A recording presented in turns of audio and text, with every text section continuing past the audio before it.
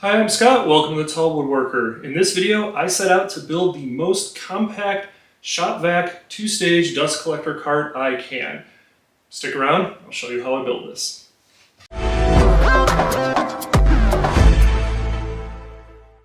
So this is my old shop vac cart. This thing has been great. It's actually a second iteration because I decided I wanted a more powerful shop vac. So I picked one up and I built this out of it.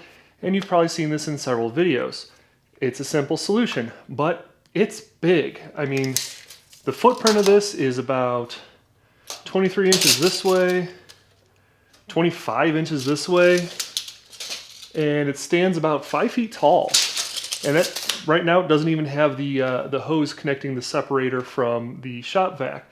This is just big, and in my new space, I need for things to be as compact as possible. So in order to make things a bit more compact, we're going to completely disassemble this cart, and I'm going to build a new cart using this as the new platform. So this is a small but powerful shop vac from Rigid, and I've actually been using this for about a year just as a bring it around the house type of shop vac, but its size lends to be the perfect small shop vac for the cart that I'm looking to make. In many circumstances, as I was looking at higher horsepower shop vacs, it usually comes at the cost of a very large barrel. In fact, the Craftsman one that you saw just a little bit ago is a 12-gallon bucket, and I could probably open it up and there'd be nothing in there after 2 years of use, because that's the purpose of the dust separator. So finding a shop vac that has a high horsepower but a small capacity is kind of hard, but Rigid actually makes a few of them. So this one is only 5 horsepower in comparison to the 6 horsepower Craftsman that I have, but it's only 4 gallons in size, which makes it really small and easy to build this platform around. This particular model it's an older model. They don't make this one, but there is a similar one to this that's still 4 gallon, 5 horsepower. The new model has large wheels here instead of this one is supposed to have 4 small caster wheels. I got rid of those because I didn't need this thing rolling around. They also make a 6 horsepower version of this that I might upgrade to in the future, and that one, the motor portion detaches and it becomes a shop blower as well. So it's a 2-function system. We'll see about going down that route, but yeah, I want to try to build a platform using this. Now, another change I'm going to make is to the dust separation system itself. This up here is an Oneida Dust Deputy. It is a really solid dust separator. I've enjoyed working with it, but it's tall. And I am trying to consolidate as much as possible. Now, I'm not going to get rid of this. I'm just going to put it in storage, and I'm going to try a different one, and that is going to be using the dust stopper. It's another bucket attachment, just sits up here on the top. But instead of working like a cyclone, it works more like a theme baffle, and yeah, so it doesn't have the cyclonic action to it, but the low profileness of this should really help keep this new cart as compact as possible. I'm not going to go through and say which one is better, which one is worse. There's other videos out there that compare specifically these two units. Most of those videos will say that the performance difference between these is so small it doesn't really matter. But if you're going to give the win to one of these units, it's probably going to be this one. However, all it means is that this is no slouch. It's going to do just fine for what I need to do. I've actually used this one in my old table saw cart.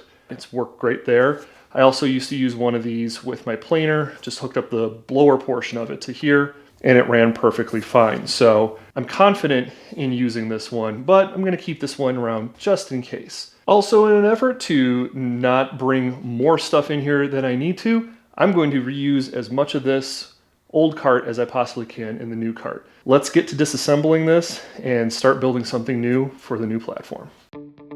Disassembly was mostly straightforward. Everything was held together with screws. However, the top and bottom pieces were glued to their support skirts, so that needed to be cut off in the next step.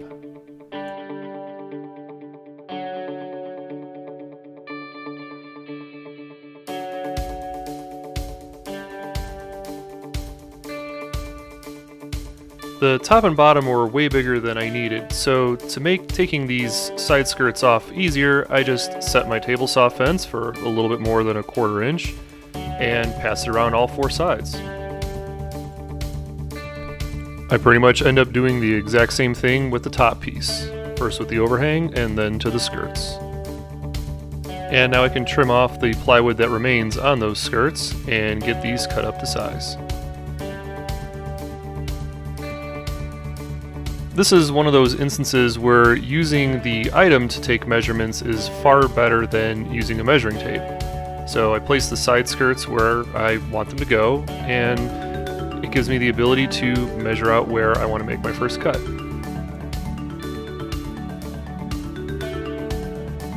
Using the crosscut sled makes sure that my cuts are nice and square. Once the first cut is made, I decide how wide I want to make the base. I left a few inches in the back so I can lift the clasp on the top of the unit, and in case I decided to swap it out with a slightly wider model.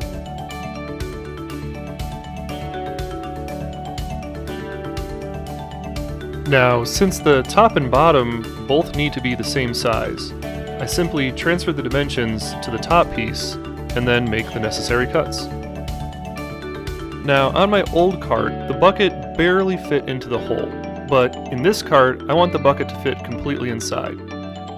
I place the top piece on top of the bucket, then trace the inside of the bucket onto the top plate. There's a flare towards the top of the bucket, so I knew this circle would be large enough for the bucket to drop into, but small enough to catch that flare. Using a jigsaw, I cut out the new circle. And show you my shoulder and my back. Yeah, that's great videography. Oh look, my elbow. Now that's a perfect fit. Without changing the position of the stop block from the last cuts, I used that measurement to cut the left and right skirts for the top and the base. Then I used those cutoffs to determine how long the front and back skirts for the base need to be. The base will get skirts on all 4 sides. These serve 2 functions. First, it allows the shop vac to fit in snug without any fasteners. Second, they will be used to screw the vertical boards to connect to the top and bottom. I used glue and screws for the front and the 2 side pieces, but the back I only screwed in just in case I need to make a change in the future. I also screw it in at an angle so the base of the vac is a bit easier to slide down.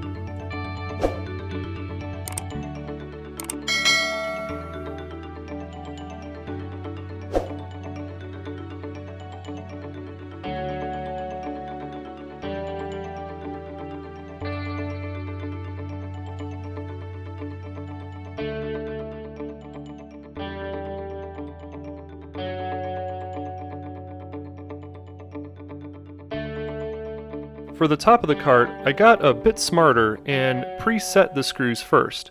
Then I glued on the skirts and sent the screws in the rest of the way. On the top, there are only the side skirts and nothing in the front or the back.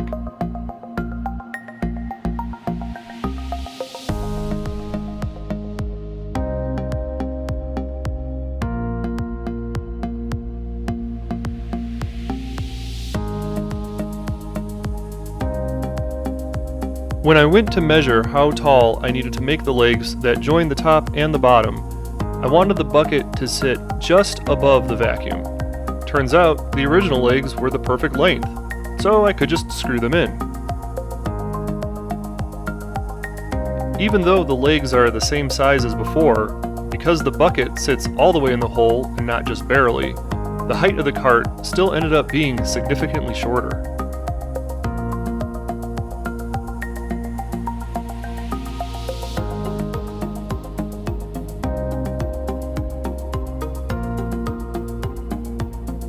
Time for the first test fit. At first, I actually thought I would have difficulty putting the vacuum in with how small this was, but I was actually wrong. It's easy to take in and take out if you rotate it. So just a quick measurement check. Technically I need to add the casters to this still, so we'll put that right about there. My new height, I was at 5 feet. Now I'm at 3.5 feet, just a little bit more than that, by 14 inches by 18 inches. So this took a lot off of the size of the previous cart. It's so tiny now. And lightweight, I can actually pick this thing up. Okay. What do I want to do next? What was next was cutting down some panels for the back and the bottom of the cart. These were actually the only 2 new boards for this cart. Everything else came from the original. I screwed the back in place first. What was nice is this allowed me to square things up by using a clamp to line the legs with the back.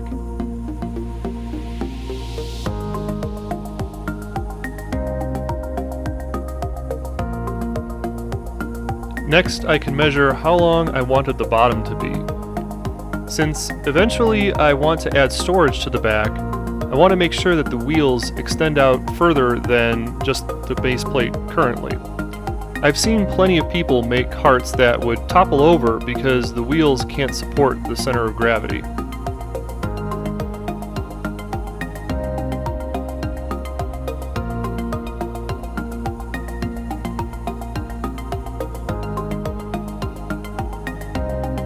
When securing the casters, I had to screw in some extra blocks to the extension in order to stop the screws from poking through when installing these casters.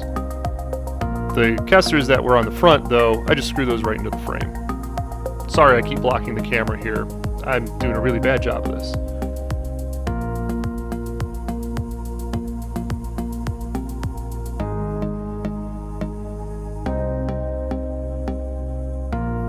Time for the final assembly, and then a test run. This was all the dust left from the cuts I made during this project. There's something poetic about the tool you just made cleaning up for itself. Now, why can't all tools do that?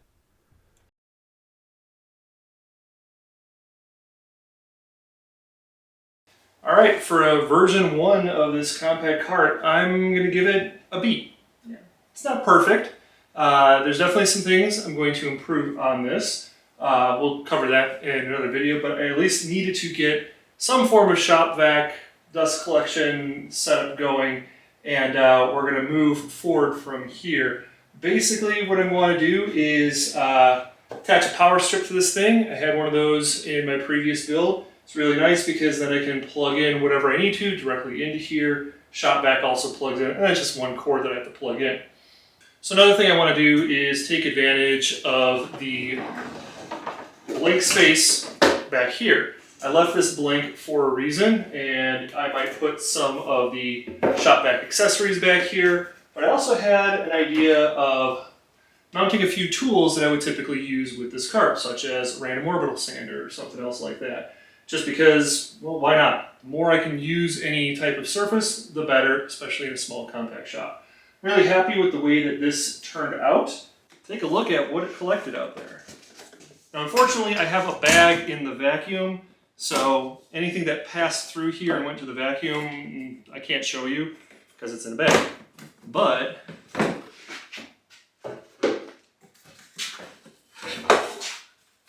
I don't know, it sure did collect a whole lot of dust from outside. This was empty before I started this, so yeah, really good, really happy with the way that this turned out. It's a lot smaller, a lot shorter than my previous one. Won't fit underneath any workbench, but because of its compact size, I don't have to worry when it comes wintertime about putting it off to the side somewhere. So stick around for part 2 of this. It's going to be a while before I take care of that, but it's going to have a few add-ons. I also have a couple of tricks I'm going to do with my sanders to use this a little bit better. If you liked the video, please give it a thumbs up down below and leave a comment. Let me know what you think about this. Is this something you could use in your shop? Again, I'm going to be doing a whole bunch of videos for setting up a workshop inside of a small 2-car garage. And all of these tools need to be able to be put away so we can park in the wintertime. So I still have the workbench I want to do behind me, table saw cart. I'm not happy using that rolling stand for the table saw, so at some point I'm going to take care of that. Got a few other videos in here that I'm going to start working on. So make sure you are subscribed, hit that bell notification so that you are notified when I release new videos. Until next time, thanks for joining me in my shop.